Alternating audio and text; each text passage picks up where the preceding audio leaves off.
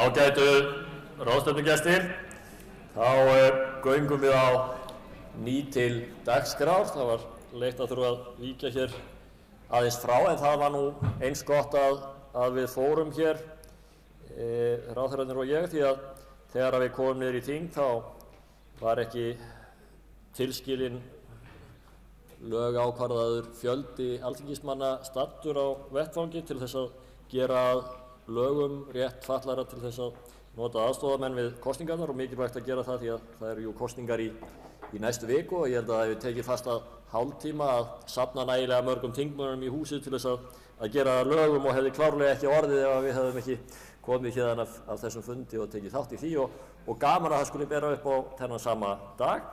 Það hefur sem sagt verið lögfest að fatlað fólk má taka með sér persónulegan aðstoðarmann til þess að kjósa, en þeir sem í hlut eiga að gera kjörstjórnarfulltrúa grein fyrir því einslega og án aðstoðarmannsins að þeir óski eftir slíkri aðstoð og hver það sé sem aðstoði þá, þannig að aðstoðarmaðurinn sé ekki í neinum færum til þess að hafa óeðlilega áhrif á þá óski eða beiðni, enda verða menn við þessa nýju skipan og við kannski sérstaklega sem að skiljum hversu mikilvægt það er að hafa þessa heimild. Það gæta þess vel að hún verði ekki misnotuð af óvönduðum kosningasmölum eða öðrum sem að vilja hafa óeðlilega áhrif á rétt fólks til að taka sína eigin ákvörðun. En þetta er sem sagt orðið að lögum og þá áfangi á þessari vegferð.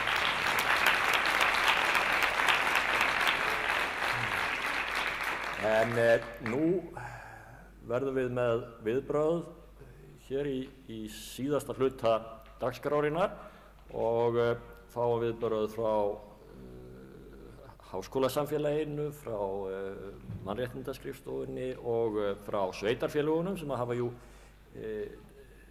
tekið að sér að vera burðarásinn í allri þjónustu sem lýtur að fötluðum í landinu, og fyrir þeirra hönd er hér kominn Tryggvi Þórhallsson, lögfræðingur Sambands íslenskra sveitarfélaga. Tryggvi, gerðu svo vel.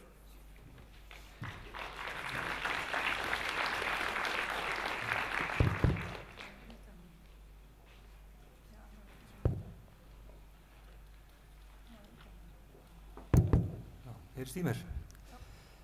Já, ég þakka fyrir tækifærið til þess að fá að koma hérna í dag, og ég vil nú óska ykkur og okkur öllum til hamingju með þennan áfanga sem náðist með lagasetningunni sem frá að gengið í dag. Nú eins og framkom hérna í fyrirlestrunum þá tók sambandi fyrir hönd sveitarfélagana þátt í þeirri vinnu að stíga svona kannski mikilvægasta skrefið sem þarf að stíga núna til þess að fullgilda megi samning Sameinuðu þjóðanna um réttindi fólks með fötlun, og það er að koma stofnana skipulagi og réttindagæslu í ásættanlegt horf, og við stöndum að þeim tillögum sem hér hafa verið kynntar, og við hvetjum mjög til þess sérstaklega að fjórða tillagan nái fram að ganga eins fljótt eins og mögulegt er, sem sagt sú tillaga að Mannréttindaskrifstofa Íslands verði þessi innanlenda mannréttindastofnun, að hún fái lagagrundvöll og fái sess sem er þá hliðstæður þeim sessi sem að stofnanir í nágrannalöndunum hafa. Því að við sjáum það nú bara þegar að sveitarfélögin tóku við þessu málaflokki, og þetta er jú allt saman í hraðri þróun og mjög margt að gerast, en þetta er nú ósköp einfaldlega eitt af því sem að vantar í þetta fyrirkomulag, og það er að einhver aðili sé til þess bær og hafi stöðu til þess að setja fingurinn á það gagnvart bæði sveitarfélögunum og gagnvart ríkinu ef að kerfi og fyrirkomulag í málaflokknum er ekki eins og til er ætlast. Þannig að aðhaldshlutverkið það er mjög mikilvægt, og við sjáum það fyrir okkur að Mannréttindaskrifstofa Íslands fái þetta hlutverk þá til framtíðar ef þessa tillögu ná fram að ganga, og að þetta verði vonandi heillaskref fyrir málaflokkinn. Nú, ég ætla líka að fá að taka það fram að bara út frá almennu umfjöllunarefni þessarar þessa málsþings að sveitarfélögin og sambandi fyrir þeirra hönd að þau styðja heilshuga þá þróun sem hefur orðið í réttindagæslumálum fatlaðs fólks og sveitarfélögin styðja einnig að samningur Sameinuðu þjóðanna verði innleiddur að fullu í íslensk lög.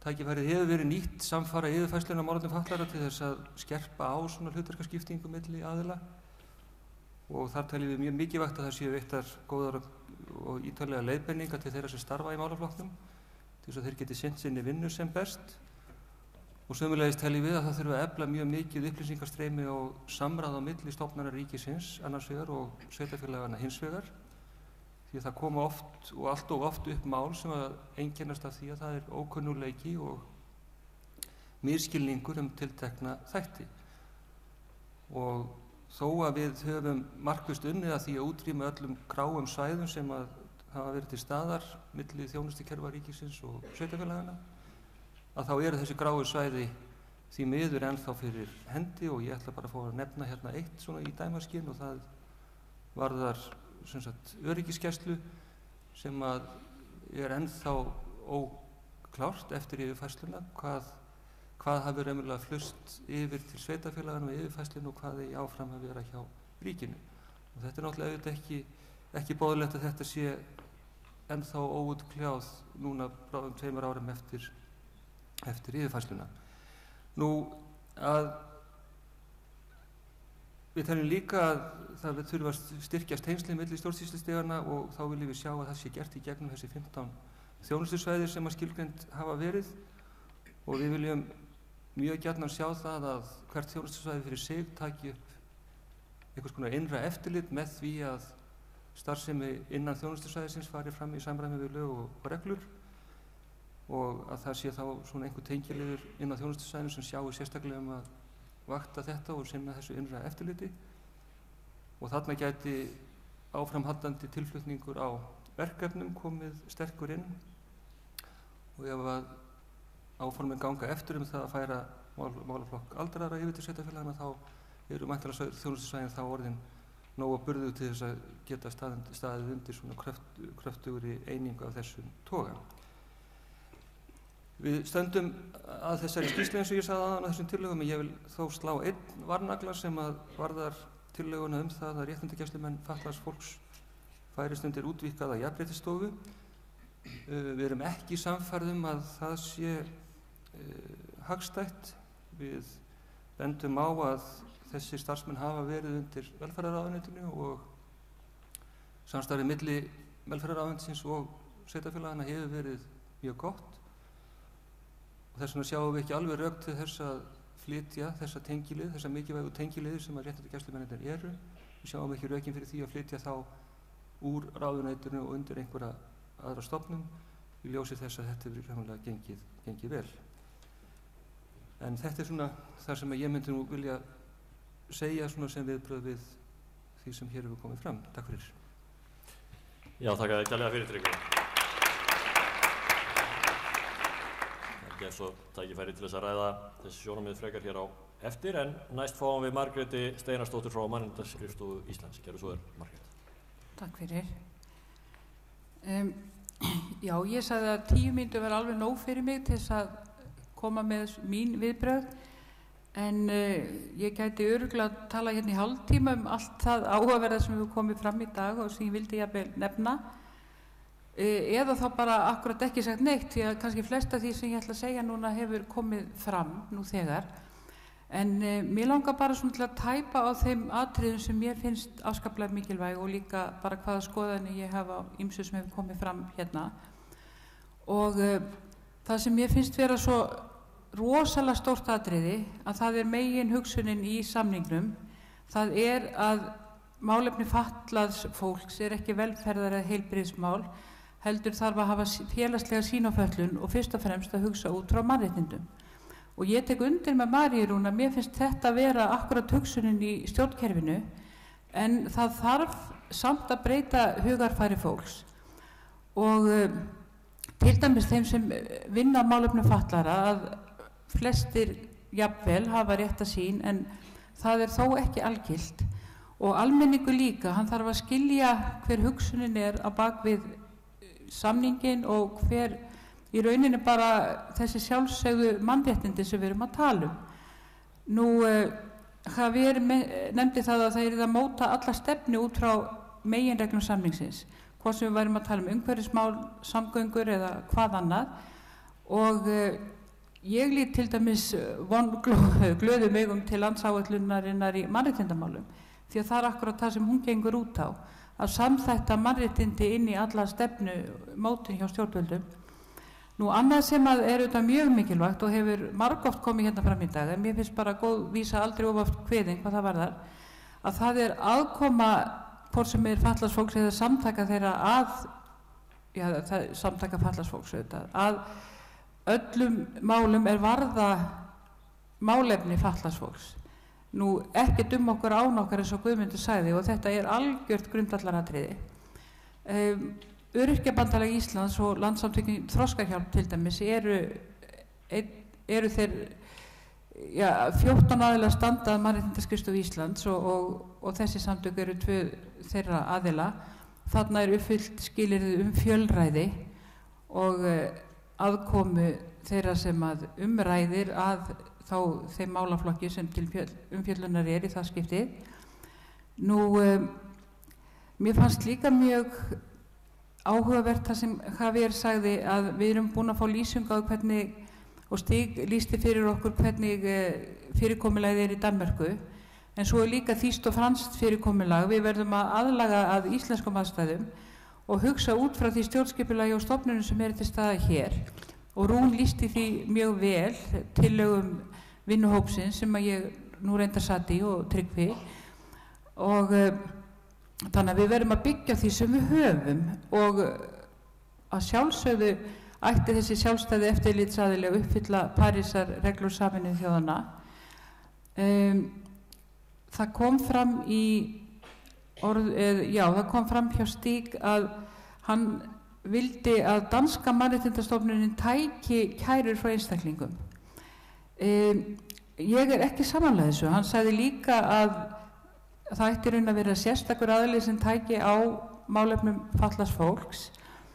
Ég tel þetta ekki raunhæft á Íslandi og á fundinu sem í síðustu viku innlenda mannréttindastofnanir sem María Rún nefndi áðan og ráðherra reynda líka, að þá kom einmitt fram í máli bæði umboðsmanns Alþingis og Oddnýjar Mjallar sem dósent í lögfræði við Háskólann, að það samræmdist í raun ekki að vísu gera Parísarreglurnar ráð fyrir því að mannréttindastofnanir geti tekið við kærum frá einstaklingum, en það valkvætt, það ekki skilyrði og þeirra sýn var í rauninni sú, eins og Tryggvi sagði, að ef að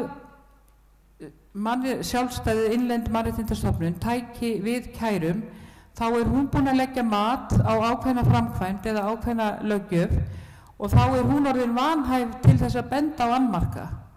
Og þetta að mínu mati mjög rétt hugsun því að innlend mannréttindastofnun ætti einmitt að vera, eins og Tryggvi segir, svona aðhaldsaðili og sjálfstæður eftirlitsaðili, en líka að leiðbeina fólki hvert það geti leitað, hvert það geti kært og svo framvegis að vera fólki til aðstoðar og svo fyrst og fremst að benda á það sem miður fer og knýja á úrbætur.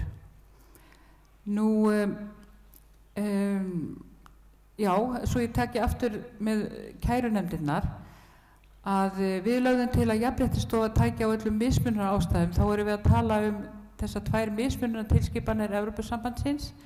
Önnur þeirra bannar mismunun á vinnumarkaði og tekur til fötlunar og aldurs, trúar og lífsskoðana og kynhneigðar. En hin tilskipunin bannar mismunun í samfélaginu öllu, á öllu sviðum samfélagsins, á grundvelli uppruna eða etnis.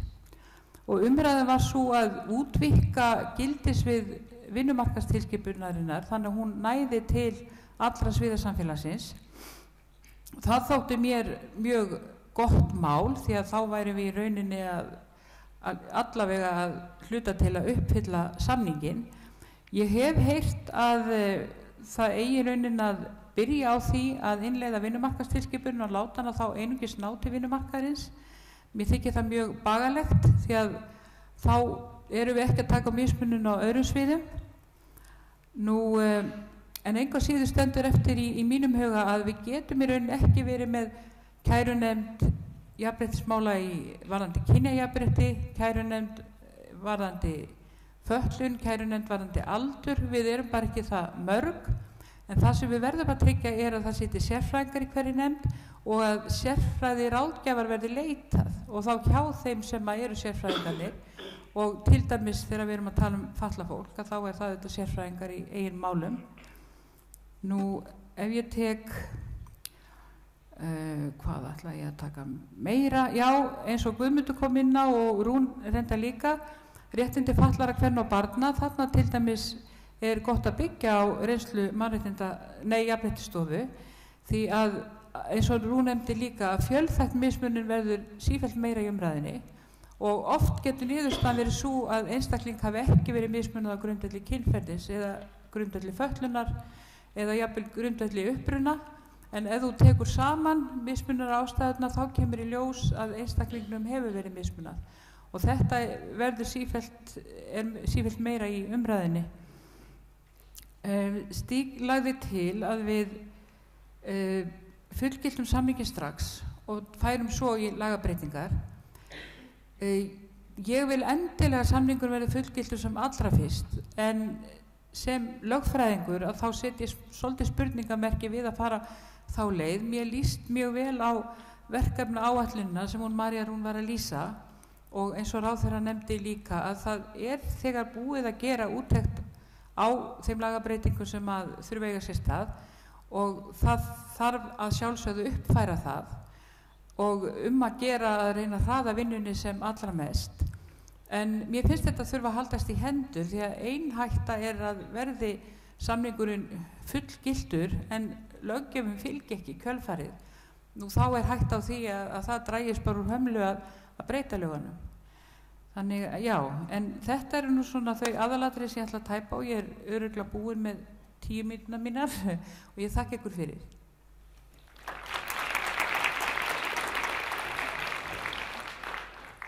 Þér miklu fremur, Margrét, og þá það rannsóknarsetur í fötlunarfræðum. Rannveig, gerðu svo vel. Hvernig tengi ég þetta,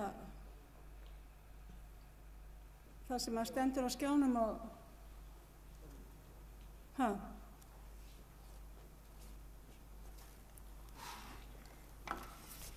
Fyrirgefið þá smá tæknilega örleikar, það eru glærur fyrir fram að mig sem ekki skila sér til ykkar, þannig að við séum að horfa á það saman. Sko, komið sæl, ég nú svolítið í tvöföldu hlutverki eins og þið sjáið, en það ekki bara ágætt? Það sem ég ætla að gera að, eins og þið vitið, að vera með stutt viðbrögð og ég ætla aðlega að fara bara yfir svona nokkur lykilatriði varðandi innleiðinguna hér á landi og eftirlit og vera með svona bara spurningar sem mér finnst að við þurfum að velta fyrir okkur.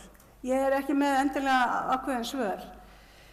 Ég ætla að vitna í Javier til að byrja með. Í hans máli kom fram að það væri mjög mikil áhersla innan Evrópusambandsins á sjálfstæðar rannsóknar og eftirlitsstofnanir, gæðaviðmið og mælikvarða til að geta metið árangur af innleiðingu og haft eftirlit með framkvæmdinni.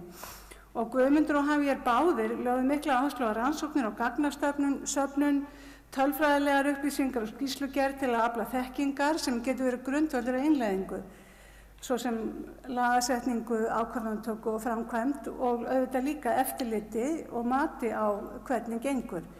Varðandi þetta þá finnst mér vera nokkrar svona áleitnar spurningar. Sko, hvaða sjálfstæðar rannsóknar og eftirlitsstofnanir geta sinnt þessu hlutverki að þróa gæðaviðmið og mælikvarða og fylgja þeim eftir með virku eftirliti, vandaðri skýrslugerð og slíku varðandi framkvæmd og eftirlit. Við þurfum að finna þessar stofnanir hér á landi. Og önnur spurning sem að ég spyr hvernig getum við skapað og afla þekkingar sem þarf til að innleiða og framkvæma í anda sáttmálans. Það hefur komið fram hjá öllum sem hafa talað þennan nýja mannréttindasáttmála að hann flókinn og við þurfum að hafa ákveðna þekkingu til þess að gera þetta af góðu viti.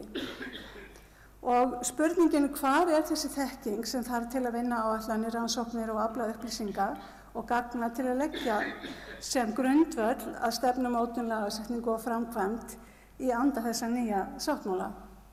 Þannig að mér finnst að við þurfum að velta fyrir okkur hvernig við erum að byggja þennan þekkingagrunn sem sumir hafa hérna vísað til sem viðhorf.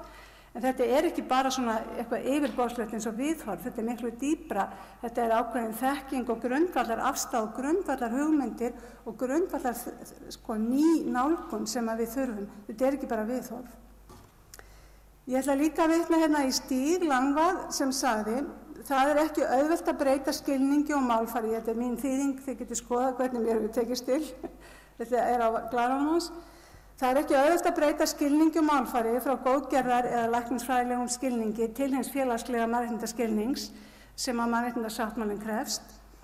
Og hann sagði líka að þetta ögrun fyrir stjórnmálamenn, fyrir embættismenn, fyrir lögfræðinga, fyrir starfsmenn, fyrir vinnuveitendur, fyrir rannsakendur, fyrir fjölmiðla, fatlað fólk, samtök fatlaðs fólks og aðra. Það þessi ögrun hjá okkur að breyta, afla okkar nýrrar þekkingar og breyta okkar skilningi. Og ég spyr þá áleitnar spurningar í framhaldi af þessu. Búa þeir aðilar sem eiga að skipuleggja og stýra innleiðingu og eftirliti yfir þeirri þekkingu sem til þarf? Og ef ekki, hvernig á þá að afla hennar? Og ég spyr líka hvernig hægt að standa að áhrifaríkri og árangursríkri innleiðingu ef ekki fyrir hendi haldgóð þekking á sáttmálanum, grundvallar hugmyndum hans og þeim kröfum sem hann gerir til stjórnvalda og allra annara sem koma að mjög flókinni framkvæmd. Og hvernig á að byggja upp þá þekkingu sem þarf til að innleiða þennan sáttmála sem með, eins og Javier sagði, með mjög mörgum nýjum ákvæðum, með nýjum skilningi á fötlun og kröfum nýja hugmyndafræði í málaflokknum. Hvernig á að byggja upp þessa þekkingu sem þarf til að innleiða þennan sáttmála? Stíg og Guðmundur leggja báðir mikla áherslu á mikilvægi þátttöku samtaka fatlaðs fólks í innleiðingu. Það geri ég og það hafa allir tekið undir sem hér eru inni og hér hafa talað. En ég spyr hvaða þekkingu þurfa samtök fatlaðs fólks að afla sér til að geta verið virkir og leiðandi aðilar í innleiðingu og eftirliti og hvaðan á sú þekking að koma. Ég tel að það sé mjög mikilvægt að samtök fatlaðs fólks virkilega afli sér góðar þekkingar til þess að geta haft þau áhrif sem þau óska eftir að hafa. Svo ég haldi aðeins áfram að þá hafa Sameinuðu þjóðirnar látið gera rannsókn og innleiðingu á 33. greininni í ýmsum Evrópulöndum. Og þetta eru niðurstöður í skýrslu sem tiltæk á netinu og ég get sett bara slóðina inn á netið eða inn á þessar glærur. Ég gerir ráð fyrir að þessar glærur verði til eitthvað staðar á netinu, eða ekki? Já. Og þannig að ég get sett slóðina á þessa skýrslu ef að fólk hefur áhuga að skoða hana. En skýrslan gefin út af Evrópuskrifstofu Sameinuðu þjóðanna. Og þar kemur fram að grein 33 í mannréttindasáttmálanum gefur skýrari og heildstæðri fyrirmæli innleiðingu og eftirlit en að finna í nokkrum öðrum mannréttindasáttmála. Þetta eitt af því nýja við þennan sáttmála, mjög margt nýtt og áhugavert í þessum sáttmála, varðandi samþætta mismunun, varðandi jafnrétti og fleira sem ekki að finna. Þetta mjög spennandi mannréttinda þróun sem hefur átt sér stað við setningu þessa nýja sáttmála. Þannig að fullt af mannréttindalögfræðingum sem hafa ekki sérstakan áhuga á málefni fatlaðs fólks eða fötlun hafa mikinn áhuga á þessum sáttmála vegna þeirra nýjunga sem þar að finna og framþróun í skilningi á mannréttindum. En grein 33 eins og fólk hefur talað hérna í dag að það varðar skyldur ríkja við innleiðingu og eftirlit og það þessi þrjú. Það í fyrsta lagi á að vera miðstöðvar innleiðingar og framkvæmdar og miðstöð samræmingar. En þessi samræmingarmiðstöð valkvæð, það ekki skylda að hafa hana, en það skylda að hafa miðlæga einhvers miðstöð og svo víðar geta þessa miðstöðar verið. Þetta opinber stjórnsýsla og þetta fer, eftir segir skýrslan, aðalega fram innan þeirra ráðuneyta sem sjá framkvæmd í málefni fatlaðs fólks og það eru iðulega félagsmála eða velferðarráðuneyti sem sjá þetta. En þetta hin opinbera stjórnsýsla sem á skylda opinbera aðila.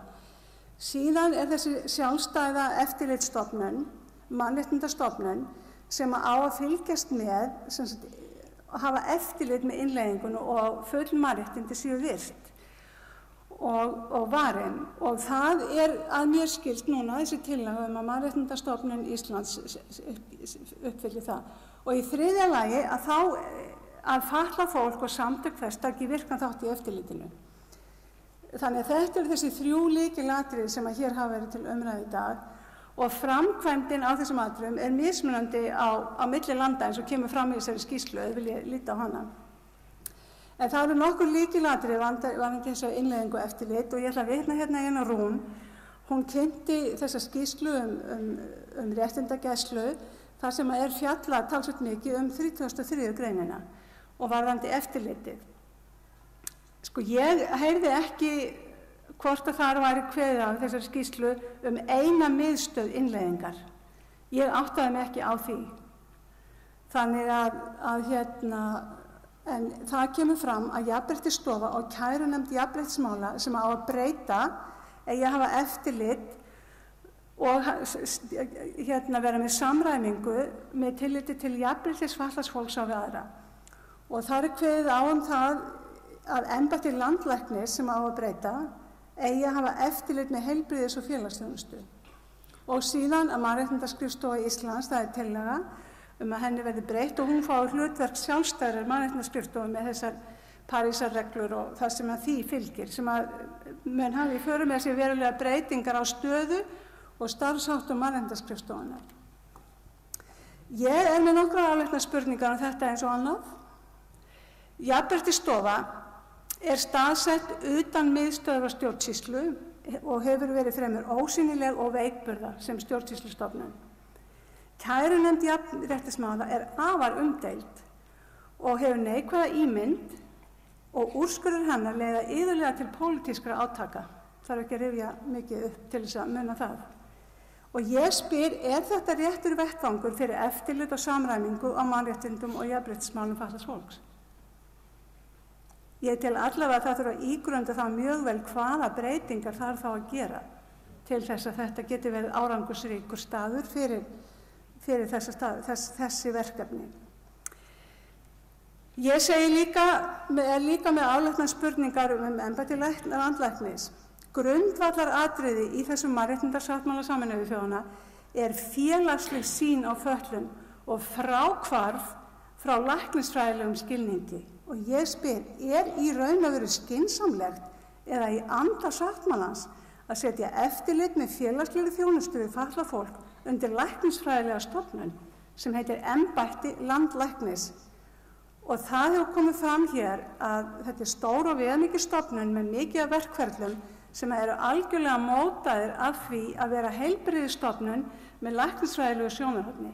Það þetta sem ég geri alvarlegustu athugasemdirnar við. Og ég held að embætti landlæknis hafi líka nóg að gera með eftirlit með heilbrigðisþjónustu. Þetta verður risa stór stofnun ef þetta verður fast þarna undir. En mér finnst þetta mjög áleitnar spurningar sem að mér finnst að við þurfum öll að velta vel fyrir okkur. Ég ekki með neinn ákveðin svör við þessu, en mér finnst þetta að vera spurningar sem þarf að spyrja. Af því að ég kem nú hérna sem fulltrúi háskólasamfélagsins, þá hlýt ég að minna á það að í öllum alþjóðaskýrslum og alþjóðastarfi að þá lögð höfuð áhersla á rannsóknir og fræðastarf til að leggja þann grunn sem þarf til þess að geta unnið af góðu viti að ýmsum málum. Og ég minni á að þetta alþjóðaskýrsla fötlun sem kom úr 2011 á vegum Alþjóðaheilbrigðisstofnunarinnar með 9 tillögur það hvað megi helst horfa til framfara varðandi málefni fatlaðs fólks í heiminum. Og 2 af þessum 9 tillögum fjalla fræði og rannsóknir. Og þar talað að bæta upplýsingaöflun fötlun og bæta gæði þekkingar og upplýsinga. Og að efla og styrkja rannsóknir á fötlun og aðstæðum fatlaðs fólks til þess að byggja á raunverulegum aðstæðum fólks. Og ég ætla að enda á þessari umfjöllun rannsóknir og fræðastörf með því að segja að rannsóknir eru nauðsynlegur grundvöllur þess að auka almennan skilning og þekkingu á fötlun og aðstæðum fatlaðs fólks. Það eru líka grundvöllur þess að til séu upplýsingar fyrir stefnumótun, innleiðingu, eftirlit og framkvæmd og líka grundvöllur þess að geta útdeilt fjármunum á áhrifaríkan og vitrænan hátt. Framfarir í málefnum fatlaðs fólks, alveg eins og framfarir í öllum öðrum málaflokkum. Það dettur engum í hug að byggja brýr eða vegi nema að rannsaka fyrst hvort undirlagi í lagi. Því annars bara hrynur allt og fer að skáa skjön. En við æðum oft áfram í þessu málaflokki án þess að hafa gert nægilegar rannsóknir og skapa þá þekkingu sem þarf til þess að byggja staðgóða þekkingu sem að byggir á vönduðum rannsóknum.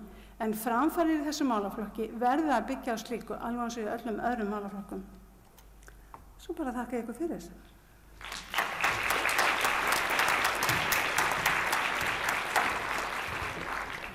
Kærar þakkir fyrir það, Rannveig. Ég er búinn að færa mig hér alveg út á bríkina til þess að búa til pláss fyrir fleiri gesti hér í svolítlar pallborðsumræður í lokin. Það er Rún Knútsdóttir og María Rún sem ég ætlaði að biðja að koma hér upp og Guðmund Magnússon sömuleiðis formann Öryrkjabandalagsins.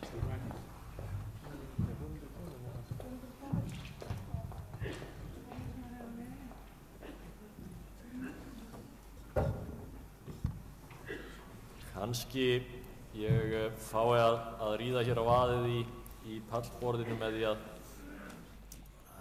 við höfum nú fengið viðbrögð frá þessum þrem ágætu fulltrúum og kannski fáum að spyrja Guðmund út í það hvað svona standi upp úr í hans huga og út frá sjónarhóli hagsmunasamtakana í umræðunum og umfjöllurinni hér í dag. Guðmundur. Já, takk. Jú, mér finnst að hafa komið mjög skýrt hérna fram að það eru allir sammála að það eigi að fullgilda samninginn. Það er svolítil tregða hér og þar að gera þetta strax. Það er svona lögfræðingar sem eru með svona vomur en ég vil fullvissa ykkur það að það væri ekki vitlaust að bara lögfesta samninginn. Og þannig að þetta finnst mér standa upp úr. Ég tek undir líka með ýmsu sem hún Rannveig var með. Tala nú ekki að fara að setja þetta undir landlæknisembættið. Okkar fulltrúi í nefndinni hefur mótmælt þessu þar og við teljum að þetta sé bara arfa vitlaust að fara með þetta þangað. Jafnréttisstofa, mér finnst eðlilegt að þetta sé jafnrétti allra samfélaga því að það getur verið lesbísk kona í hjólastól af erlendu bergi brotin og ég meina á hún þá að fara í margar stofur til þess að kæra sín mál. Þannig að ég tel að, og það hefur verið reynsla til með Svíana, þeir voru með svona marga umboðsmenn, saminuðu þetta í einn og eru mjög ánægðir með það, skilst mér á þeim sem ég hef talað við. Þetta er bara svona fyrstu viðbrögð. Já, fínt, takk fyrir það Guðmundur. Ég held að við séum með meðal annars eitt ráð sem að getur verið ástæða til þess að halda áfram hér í pallborðinu. Rannveig hafði þessar efasemdir fyrirkomulagið á eftirlitsþættinum, ekki síst varðandi landlækni. Tryggvi nefndi það að þeim þætti þessu best skipað í ráðuneytinu eins og ef að skildi þau sjónarmið rétt. Guðmundur lýsir síðan sínum sjónarmiðum og kannski spurningum að gefa Margréti og Maríu Rún og Rún fær á því að deila með okkur einhverjum sjónarmiðum þessa hlið málsins. Margrét, má ég bjóða þér að byrja? Já, takk. Sko, mér finnst athugasemdir Rannveigar eiga mjög mikið rétt á sér vegna þess að hugsunin hjá okkur var alltaf svo að það er að gera samt verulega breytingar. Það sem við vorum að reyna að gera var að nota það sem fyrir væri með hugsunin út frá því hvað þetta væri lítið samfélag og svo framvegis. En það er alveg rétt til dæmis að embætti landlæknis mætti þá ekki heita embætti landlæknis. Og það eru að vera auðvitað sérfræðingar á öðrum sviðum heldur en bara á heilbrigðissviði. Og það væri hægt að hafa aðgreindar deildir en hugsunin var samt svo að reyna að byggja það sem væri til staðar bara til að draga úr kostnaður, reyna að auka hagkvæmnina og svo átti að tryggja með sjálfstæð eftirlitinu og svo framvegis að þetta gæti gengið. En það er auðvitað alveg hárrétt að það verður fyrst og fremst að vera tryggt að það sé fólk með félagslega sýnaföllun og að það verður ekki enn og aftur gengið út frá því þetta sé heilbrigðismál eða eitthvað þess áttar. Þannig að þetta er svona, tillögurnar okkar eru svolítið útópískar getum við sagt að þessu leyti. Að við erum að gera ráð fyrir breytingum og við erum að gera ráð fyrir að leita við til sérfræðingana. Já, svolítið það er kannski það sem ég vil segja um það. Nú og eins og með Jafnréttisstofu, ég nefndi það áðan að þar er til staðar nú þegar sérþekking og fjölþætt mismunun auðvitað, það þarf að skoða oft málin út frá mörgum mismununa ástæðum, en það þyrfti líka eins og Rannveig að benda á með Jafnréttisstofu og úrskurði kærunefndar jafnréttismála, það auðvitað að fela þessari nefnd þá aukið vægi.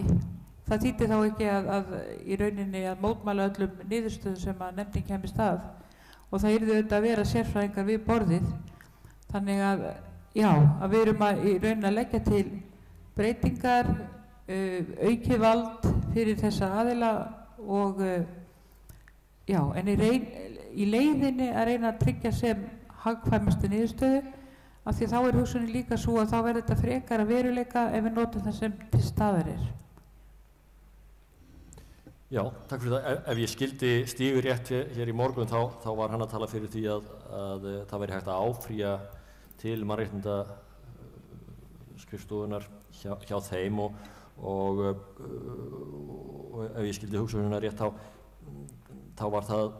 voru það áhyggjur af því að ella yrði hún of akademísk og of lítið bara niður á gólfinu og í verkunum. Hvað finnst þér um svoleiðis sjónarmið? Ég vil endilega fá að svara því. Ég held að það sé bara alls ekki hætta hér á landi af því að nú þegar leitar fólk mjög til okkar með umkvörtunarefni en ég er sammála því sem kom fram í máli bæði eins og ég nefndi áðan Tryggva Gunnarssonar og Oddnýjar Mjallar að ef við hefum að taka við kærum frá einstaklingum, eða nú segi ég er samt ekki að ganga út frá því að Mannréttindaskrifstofa Íslands verði þessi sjálfstæða stofnun, heldur bara það að sjálfstæð innlend mannréttindastofnun, ef hún á að taka við kærum, þá hún eiginlega, það er svolítið búið að skjóta sig í fótinn því að þá getur hún ekki lengur tekið afstöðu til löggjafar og framkvæmdar sem að síðan reynist á einhvern hátt vera að brjóta réttindi fólks. Þannig að það sem við höfum nú þegar verið að gera, það er að leiðbeina fólki hvert að geti leitað réttar síns. Og eitt af því sem er komið hérna fram í dag, það er einmitt aðgangur að réttarkerfinu. Það er mjög mikilvægt að styrkja aðgang fólks að réttarkerfinu. Og ég sé þetta miklu frekar fyrir mér og það að stofnum við akademísk, við erum nefnilega ekki akademísk stofnun í rauninni. Við höfum aðra stofnun sem heitir Mannréttindastofnun Háskólans og hún er í akademísku rannsóknum.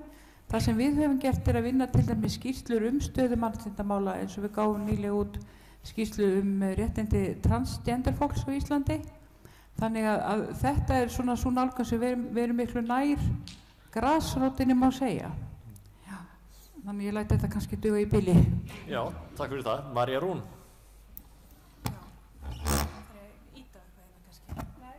Bara tala held ég. Okay. En ekki of nálægt.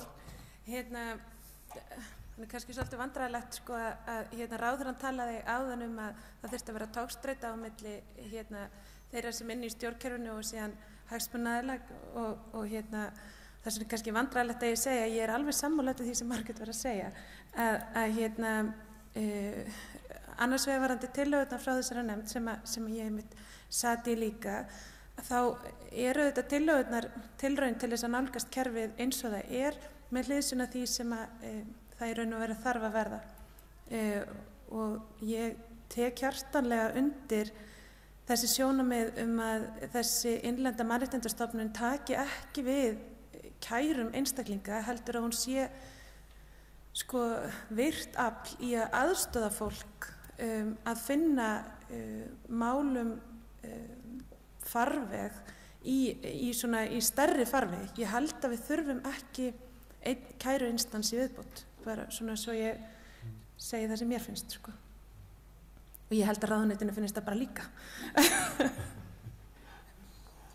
Og Rún? Já, ég vil kannski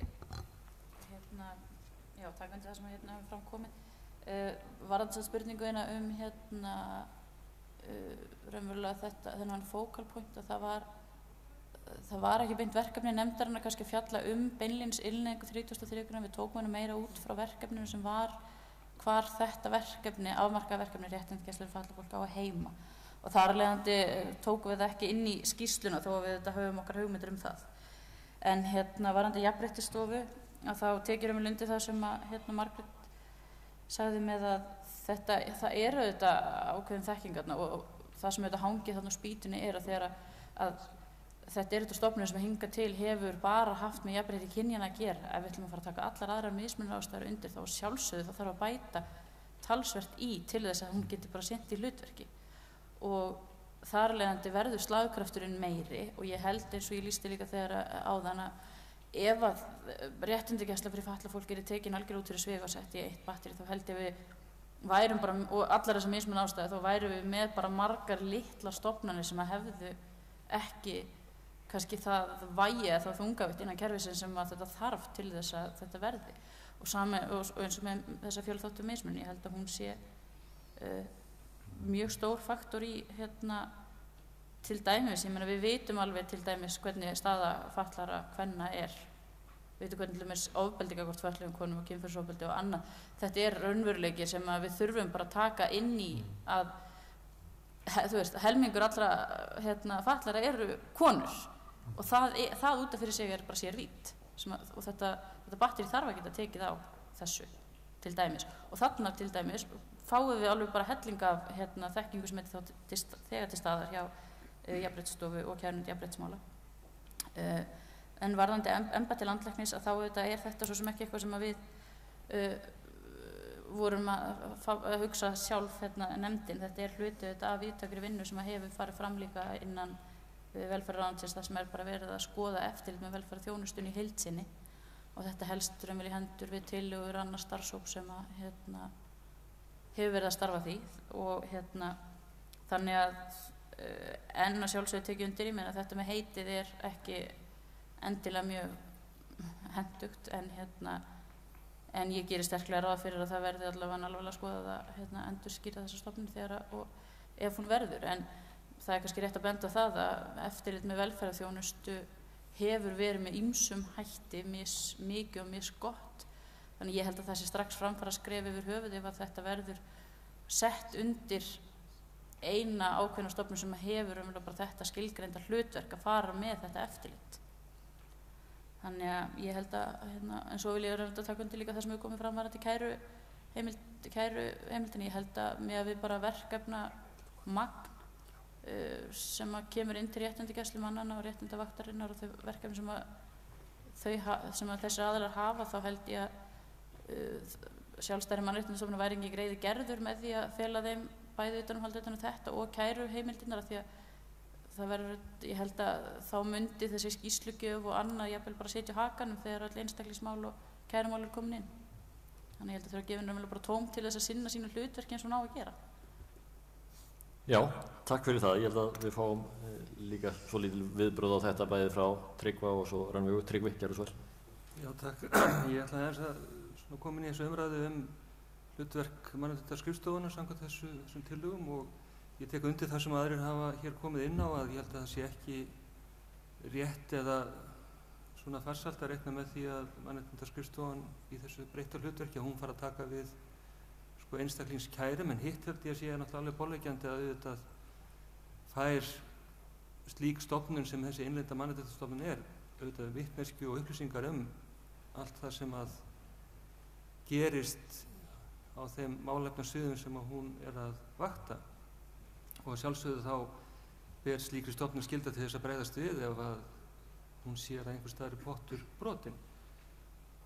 Ég ætla kannski aðeins að líka bæta við svona með þessu hlutverk, því að það annað hlutverk sem mér hefur þótt vera svolítið svona á vergangi í þessu blessaða kerfi okkar og ekki bara í málefnum fatlaðs fólks eða réttindagæslu fatlaðs fólks, þetta er bara almennt, og það er þessi óbeina mismunun sem að mjög víða viðgengst, og ég held að við hljótum bara að horfast í augu við það að til dæmis óbein mismunun milli karla og kvenna, að þau úrræði sem við höfum verið að stíla upp og hinga til, kærunefndin og jafnréttisstofa, þau úrræði hafa ekki dugað.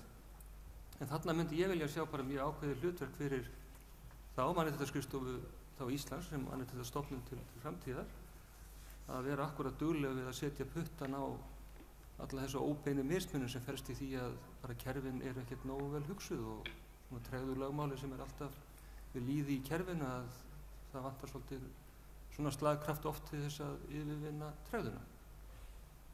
Já, takk. Já, Rannveig. Já, mér langar nú að byrja á því að segja að sko þessi mannréttindasáttmáli, hann hefur haft alveg geysilega áhrif. Sjáðu nú til hvernig við sitjum og tölum á allt annan hátt þennan málaflokk í kjölfarið á þessu. Sjáðu þið þá miklu pólitísku þannig áhuga sem og athygli á þessu málaflokki. Sjáðu þið bara hvað eru margir fleiri sem koma að þessu heldur en starfsfólk velferðarþjónustunnar. Þannig að ég ætla bara að segja það, ég vil bara segja þetta, sko, af því að ég er svona með krítískar spurningar sem að mér finnst vera skylda fræðimanna að spyrja, til þess að reyna að sko fá fram svona bara gagnrýnið sjónarhorn á það sem að gerast. En ég vil líka að það sé alveg skýrt að ég er mjög ánægð með þá þróun sem að í gangi, og ég segi bara loksins, við erum búin að bíða mjög lengi, við sem erum gömul í hettunni í þessum málaflokki, eftir svona tímamótum eins og nú eru, með því að færa málaflokkin til sveitarfélaga, með því að fá nýja mannréttindasáttmála, með því að fá nýja athygli og bara ný hugmyndafræði og nýjar áherslur. Þess vegna held ég að sé mikilvægt að við vöndum okkur líka við það hvar við setjum þessi verkefni sem að fylgja í kjölfarið á þessum nýju áherslum.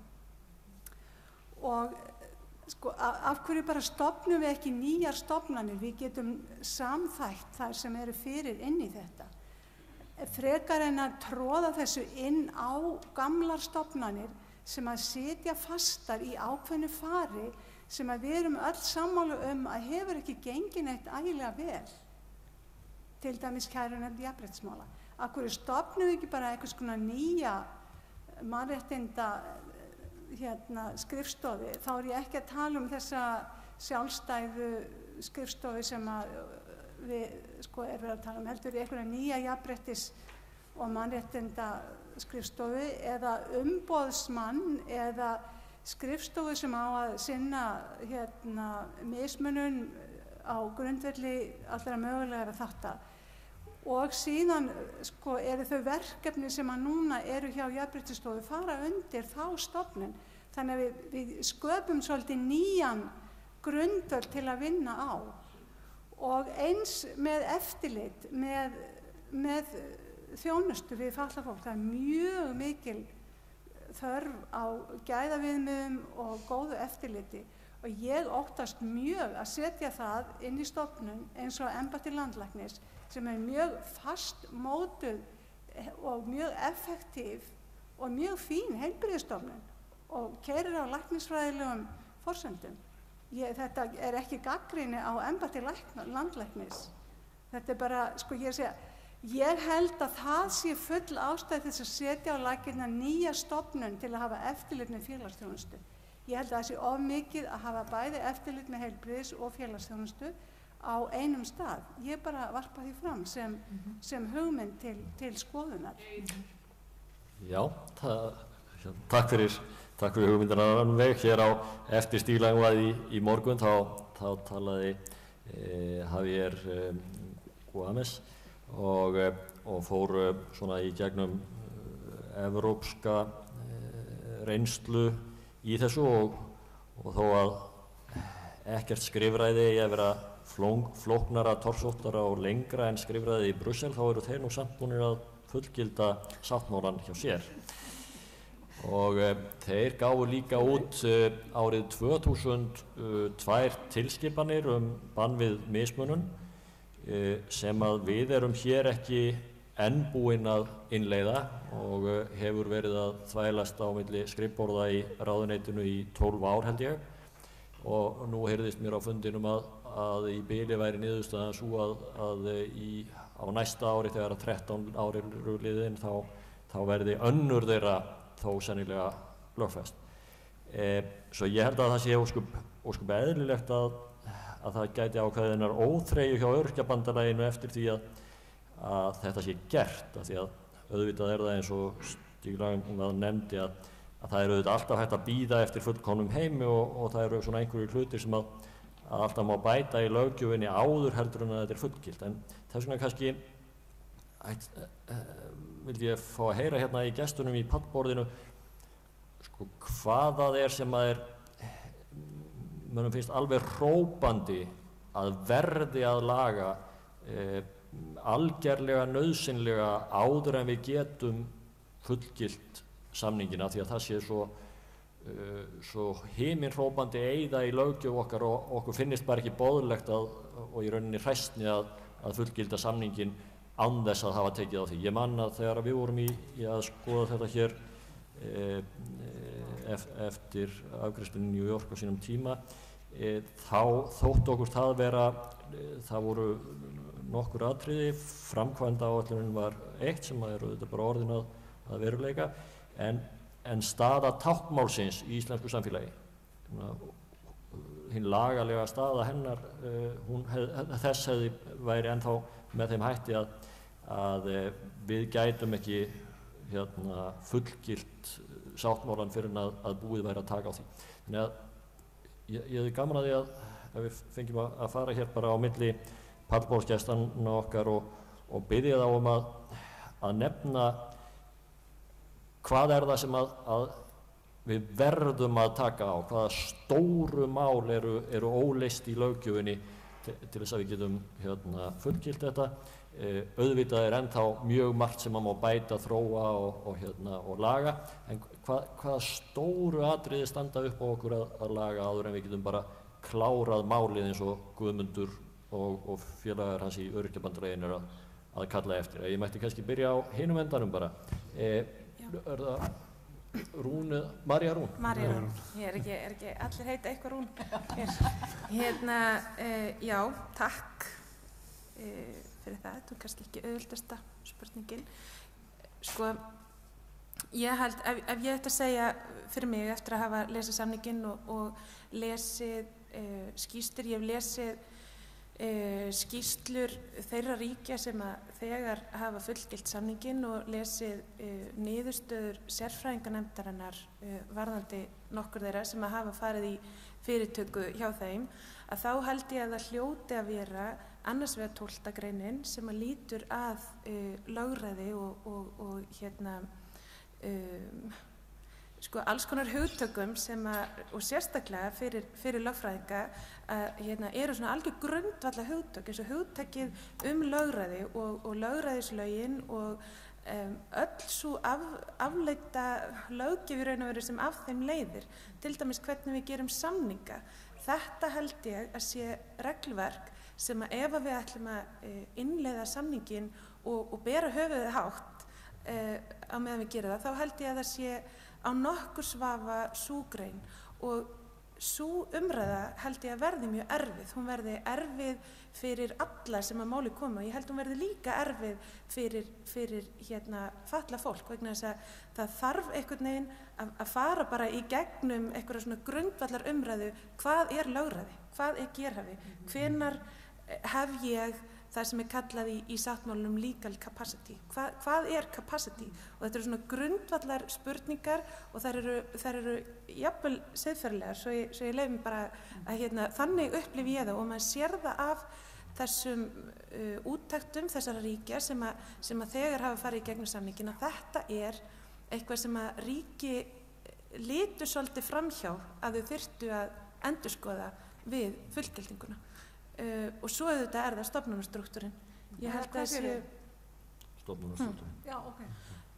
Ég myndi segja að það væru þessar 2 greinar svona fyrst og fremst, ef ég mætti bara velja 2, þá myndi ég velja 12. og 33. Svo þetta í 4. greininni sko heilmiklar skyldur á stjórnvöld og ef maður les þær þannig, þá næstum því, ég ætla ekki að segja þessi alveg þannig, en það svo gott sem að stjórnvöld bara ábyrgða því að breyta viðhorfum fólks. Það meiri háttar verkefni ef það raunverulega takast og það risastórt og það eitthvað sem að stjórnvöld gera ekki ein. Þannig að ég ætla að segja 3. Ég ætla að segja 4, 12 og 33. Erfið spurning, sagði María Rún. Það kalla stundum fram góð svör. Guðmundur Magnússon. Já, ég tek undir þetta með að breyta hugsunarhætti, en ég held að það sé einmitt gert með innleiðingunni.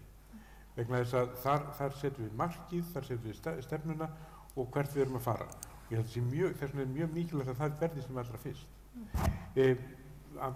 Tvennt annað sem ég man eftir að við ræddum mikið, Helgi, þegar að í nefndinni fyrstu, að þá var NPA mikið á dagskrá og það mjög mikil grunnur til sjálfstæðs lífs, það 19. greinin. Gífurlega mikil grunnur þar.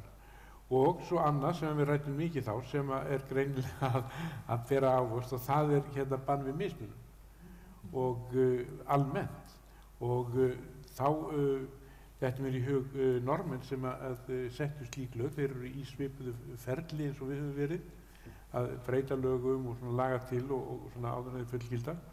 Og við skildist á kollega mínum í Noregi að það yrði ekki fyrir 2014 sem að þeir treystu sig til þess að fullgilda, en það eru komin nú 2 ár frá því að þeir settu bann við mismunun, og þar var inn í til dæmis bann við mismunun í ferlimálum, í aðgengismálum, sem að var gífurlega reynt þegar á í Noregi og þeir eru mjög ánægðir með þessa löggjöf, mínir menn. Þannig að ég myndi nefna þetta tvennt sérstaklega, og svo annað sem að Rannveig kom inn á svolítið, og ég vil bara halda áfram með, sko, þetta nýr samningur, þetta ný hugsun, við þurfum bara að nýja framkvæmd, þurfum að halda áfram, nýjar stofnanir, bara taka svolítið á þessu nýja. Við erum með eins og segja, nýja hugsun, og það mjög erfitt að setja nýja hugsun inn í gamlar umbúðir. Þess vegna held ég að við eigum að vera óhrædd við að búa til nýjar umbúðir. Takk fyrir það, og Rún. Já, ég vil taka undir með Maríu fyrst sem þetta dettur í hug þegar að vera að ræðum sérstaklega svona kannski lagalega álitamál, og það þessi 12. grein. Ég vil bara segja það þeirri reynslu sem komin á lögum réttindagæslu að vakna mjög áleitnar spurningar þetta eitt lögræði, gera við fjárræði þegar við erum að tala fatlað fólk, og þá erum við að tala, og kannski sérstaklega þegar við erum komin með fatlað fólk sem á erfitt vegna fötlunar sinnar, annarkvort með að tjá sig eða bara skrifa, veitagilt umboð, annars svoleiðis. Og þetta verður erfið umræða, ég tek alveg undir það. Þetta nú þegar sko bara í umræðum milli, sem bara innan kerfisins strax orðin mjög skiptaskoðanir hvernig þetta á að vera. Það raunverulega mjög skiptaskoðanir bara eðli þessara ráðstafanir sem við höfum nú þegar, og lögfræðilega þetta flóknasta álitaefni, myndi ég segja, og en ég líka tek undir þetta með viðhorfin, og þó ég alveg sammála Rannveig, mér finnst alveg mjög gaman að sjá hvernig þessi umræði þróast, og það búið mjög spennandi vinna í þessum málaflokki, það rosalega mikið að gerast og mikil gerjun, en það sem að ég held að vanti, og þó að umræðan samninginn og þessa viðhorfbreytingu sé komin langt á veg kannski meðal þeirra sem eru að vinna í þessum málaflokkum, þá held ég að út í samfélaginu sé talsvert mikið óunnið og ég held að það raunverulega verði langhlaupið. Það verður langtímaverkefnið. Þannig að ég held að það verði kannski síðasta greinin sem að verður fullkomlega uppfyllt á okkar hálfu.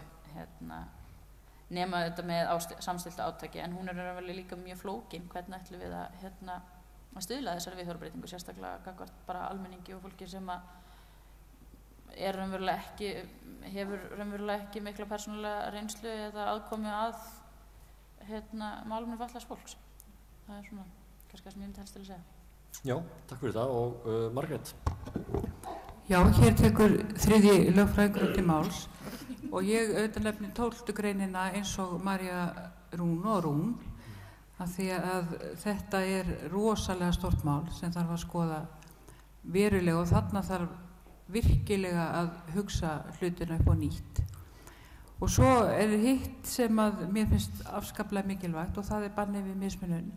Og eins og ég var að segja áðan að þá var í umræðinni að útvíkka gildissvið vinnumarkaðstilskipunarinnar. Þannig að er þið sama eins og kynþáttatilskipunin sem þýddi þá að bannið við mismunin næði til allra sviða samfélagsins. Nú ef að farið verður þá leið að taka einungis vinnumarkaðstilskipunina eins og hún er núna frá Evrópusambandinu, innleiða hana, að þá erum við auðvitað ekki að uppfylla samningin. Og eins og ég sagði áðan að mér finnst fara betur á því að vinna þetta samhliða og það hefur þegar verið unnin ýmis greiningarvinna sem er búið að benda á hérna í dag og því að samningurinn segjum að við fullgildum samningin og ekki síst ef við innleiðum hann, hvað þá að þá er ýmis löggjöf sem stangast samt á við samningin sem innlend lög.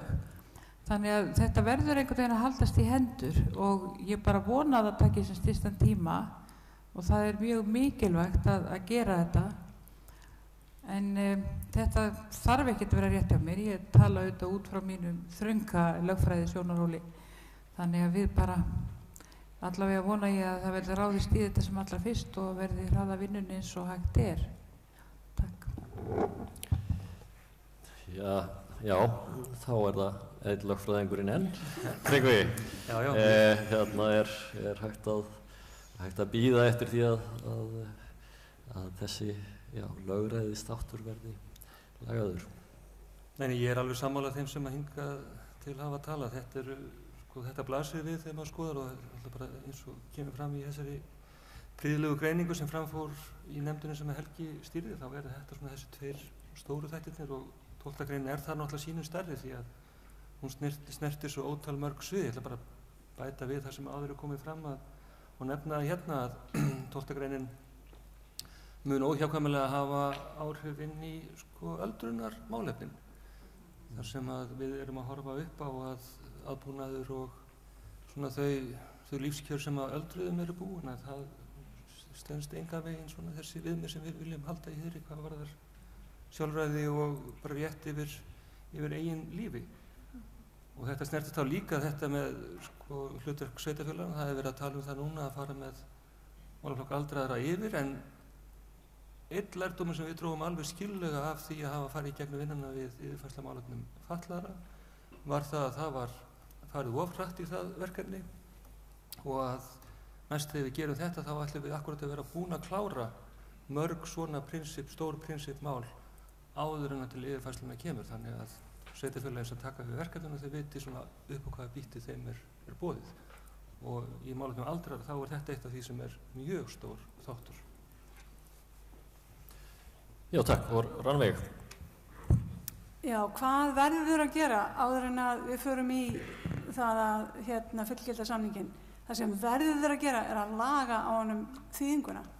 Það er ekki bara það að þessi ágreiningur þýðinguna, hann er vitlaust þýddur í lykilatriðum á stöku stað. Til dæmis 19. greinin er vitlaust þýdd. Það er rosalega mikilvæg grein sem kveður á aðgengi að samfélaginu og það eru bara vitleysur þar sem eru mjög alvarlegar og vísa á það að fólk eigi að búa á dvalarheimilum. það stendur hvergi í upprunalega textanum. Þetta bara einhver gömul hugsun í huga þeirra sem þýddu. Þannig að það algjört lykilatriði að laga orðfærið og leiðrétta vitleysur og svo það líka að liðka það til. Það svo hrikalegur stofnana málfar á textanum og hann svo kauðslega þýddur að það erfitt að skilja greinarnar. Þannig að þetta algjört lykilatriði. Síðan ég sammála annað sem að ég held að hafa komið mjög margt hérna fram. Eitt annað sem aðrir hafa ekki talað eins mikið það ég held að við verðum að fara í massífa bara þekkingarmiðlun á því hvað þessi samningur þýðir, út af hvað hann gengur, hvað kröfur hann hefur, hvaða nýja hugmyndafræði hann boðar og hvaða nýja skilning á fötlun hann boðar og þetta þarf að gerast bara á mjög víðtækum grunni og það ekkert síður fatlað fólkmargt sem þarf þessa nýju þekkingu og til þess að geta átta sig á því bara hvaða kröfur fólk getur gert á grundvelli samningsins. Hann náttúrulega nýtist ekki nema að séu gerðar kröfur á grundvelli hans. Þannig að það mjög mikilvægt að fatlað fólk átta sig á því hvaða réttindi hann skapar og síðan bara allir þeir sem starfa með fötluðu fólki í stjórnsýslu, daglegu lífi, allir þessi lögfræðingar sem koma að þessu og fleira. Þannig að ég held að við verðum að finna einhverja góða leið til þess að koma þessari nýju þekkingu á framfæri. Og ég býð fram fötlunarfræðina sem stóran þátt í því. Fötlunarfræðin eiginlega sú fræðigrein sem hefur boðað og byggir á sama skilningi og mannréttindasáttmálinn. Síðan eru nokkur atriði. Lög sem banna mismunun algjört lykilatriði. Það grundvallaratriði þarna líka í mannréttindasáttmálanum. Við þurfum að setja þau og síðan þurfum við að fara í þessa vinnu sem að 12. greinin sjálfræði, gerhæfi, lögræði og allt þetta snýr að sem að eru mjög flókin og mjög mikilvæg mannréttindamál sem við verðum að fara í gegnum eins og aðrir.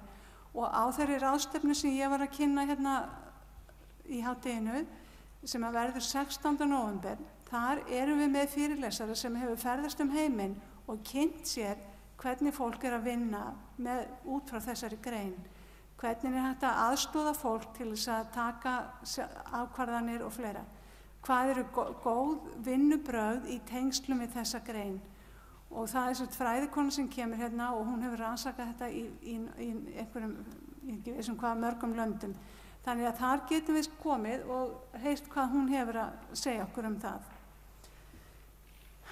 Síðan vil ég nefna líka atriði, það eru ýmsir hópar fatlaðra foreldra sem eiga mjög erfitt með að halda forsjá barna sinna. Það atriði sem mjög brýnt að skoða, stuðning við þann hóp foreldra. Þetta eru foreldrar sem eru með þroskahömlun og þetta eru foreldrar sem eru með geðræna erfiðleika. Og þetta hópur fatlaðs fólks sem mjög mikilvægt að við skoðum og líka bara möguleika fatlaðs fólks á að ættleiða og fleira vera foreldrar. Það mjög flókin mál í dag. Og síðan þessi nýjung sem að felst í notendastýrðri persónulegri aðstoð sem að það nýjasta sem að við höfum verið að innleiða til þess að efla möguleika fólks til fullrar þátttöku og sjálfstæðis. Og ég held að það sé líka atriði. Þetta eru nokkur atriði sem ég finnst vera ákaflega mikilvæg. Hvort það þarf að sinna þeim öllum áður en við löggildum samningin. Það eina sem verður að gera áður en við fullgildum eða löggildum samningin þarf að laga orðalagið á honum. Hitt teki svo sem ekki afstöðu til hvort á að koma strax í kjölfarið eða á undan. Ég læt lögfræðingunum eftir að argast í því, en ég held að það sé bara brýnt að við drífum í þessu svolítið. Og við reynum líka að komast að svona vitrænu samkomulagi það hvað best að koma þessum ólíku verkefnum fyrir og skoðum það svolítið vandlega. Já, takk kærlega fyrir þetta. Hér höfum við fengið ýmsar hugmyndir það hvað við þyrftum að gera áður heldur en að málið bara klárað eins og Öryrkjabandalagið hefur kallað eftir og margt af því eru hlutir sem að hægt að vinda bráðan bug að, eins og var gert með samþykktinni í þinginu í dag kosningalögin og eins og var gert með fjárveitingu til þess að þýða samningin og nýverið og svo framvegis. Það þarf að skipa eftirlitsþættinum, það alveg skýrt, en hitt svo kannski umhugsunarefni hvort að það sé ekki það viðfangsefni sem að lítur að 12. greininni og lögræðislögunum og öðrum slíkum þáttum, hvort að það sé ekki eðli máls að slíkar breytingar á réttarfari muni og eigi að taka langan tíma, þróast og vinnast í áföngum og að hve miklu leyti og hve langt þurfa að vera komið í þeirri vegferð til þess að hægt sé að fullgilda sáttmálan eigi að síður. En ég held að við biðjum ráðstefnuhaldarann, Guðmund Magnússon, formann Öryrkjabandalagsins, fyrir hönd samtakanna aðeins að eiga hér loka orð og Guðmundur, það var nefnt hér í dag af Stíg að þetta kallaði nú ekki bara á löggjöf og úrbætur hjá öllum öðrum heldur en okkur sem að fötluð erum, heldur kallaði þetta líka á endurskoðun hjá okkur sjálfum, á okkar eigin viðhorfum, á okkar eigin starfsaðferðum og því hvernig hagsmunasamtökin starfa og það hefði tekið þá mörg ár og mikla vinnu að endurskoða alla sína nálgun í Danmörku og væri kannski gaman að heyra aðeins frá þér svona ykkar reynslu af þessu að tileinka ykkur aðra nálgun og nýjar hugmyndir og ný vinnubrögð og ég ætla síðan bara að þakka fyrir mig hér í dag og biðja Guðmundum að slá botnin í þetta og slíta ráðstefnunni. Guðmundur, gerðu svo vel. Það var almennar umræður, það auglýst hérna í síðasta líf. Við erum bara fallin á tíma, Helga, en við eigum áreiðanlegt fyrir að eiga okkar umræður áfram. Í alvöru áttar að fara inn á stjórnarfund hjá Öryrkjabandalaginu sem búin að biðja um framkvæmdastjórn og allt þetta? Kannski, við skulum ekki ganga of langt. Við skulum halda okkur innan ramma núna. En ég vil bara gjarnan þakka okkur hjartanlega fyrir öllum hérna komuna. Þetta búið að vera indæll dagur og ég held við séum mjög miklu ríkari eftir en áður. Þetta verður líka mikil hvatning fyrir stjórnvöld að drífa nú í þessu og svo kem ég inn á þetta með okkar hluta og okkar hlutverk. Jú, ég verð að viðurkenna það. Við höfum verið svolítið seina á að taka við okkur í þessari nýju hugmyndafræði og það alls ekkert allir innan okkar raðar sem að hafa náð að tileika sér þetta. En við erum öll á leiðinni og við erum öll á góðri leið og ég alveg viss um það að þetta nú búið að marka okkur farveg, við ætlum að keyra þessa leið og ná ákveðnu marki. Og þá dettur mér í hug einmitt það sem verður að ræða núna og Helgi kom aðeins inn á áðan, var þetta 12. greinina. Hún svo lýsandi fyrir það, þessi umræða sem hefur orðið það, þessi hugtök, þetta lifandi samningur. Þetta spurning sem eilíðarspurning, sem verður alltaf í farveginn. Og það allur samningurinn. Þetta lifandi samningur, lifandi samningur sem við hefum stöðugt að vera að hlúa að og vinna að og keppa að.